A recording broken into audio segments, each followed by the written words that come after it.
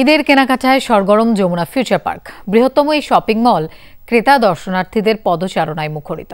সেখানে আছেন আমাদের সহকর্মী রেদওয়ান আহমেদ।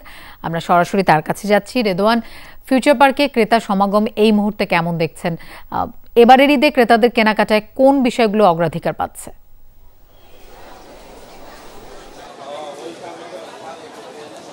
লোপা, যেহেতু আজ সপ্তাহের শেষ কর্মদিবস ছিল, কর্মব্যস্ততা শেষে কিন্তু অনেকেই পরিবার পরিজন নিয়ে আসলে যমুনা ফিউচার পার্কে ভিড় করছেন। মূলত তারা যেটি বলছিলেন যে আসলে ঈদে যেহেতু প্রায় 9 দিন ছুটি, সেই ছুটির আগেই কিন্তু ঢাকায় তাদের যে ঈদের কেনাকাটা শপিং সেগুলো কিন্তু তারা শেষ করতে চান, যার জন্যে আসলে আজ ভিড় এড়াতে, কালকে যেহেতু ছুটির দিন শুক্রবার, আজ ভিড় এড়াতে কিন্তু সবাই অনেকেই কিন্তু পরিবার পরিজন নিয়ে যমুনা ফিউচার পার্কে এসেছেন। এবং তারা যেটি বলছেন যে আসলে যেহেতু দক্ষিণ এশিয়ার সবচেয়ে বড় shopping mall Jamuna Future Park, এবং সেখানে একই ছাদের নিচে আসলে সব রকম বিভিন্ন জিনিসের ঈদের যে প্রয়োজনীয় সামগ্রী সেগুলো সবগুলোই তারা পেয়ে যাচ্ছেন।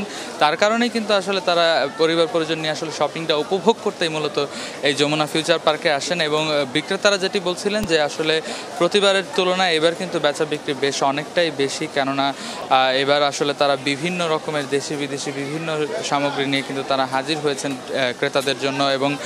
এবং তারা মূলত যেটি বলতে চাচ্ছেন যে আসলে এই স্বাচ্ছন্দ্যে পরিবার নিয়ে শপিং করার জন্য যমুনা ফিউচার পার্ক কিন্তু বেশ ভালো একটি জায়গা, এবং সেখানে তারা পরিবার পরিজন নিয়ে বেশ নির্বিঘ্নে কিন্তু এখানে শপিং করতে পারেন এবং শপিং করে থাকেন বলে আমাদের জানাচ্ছিলেন।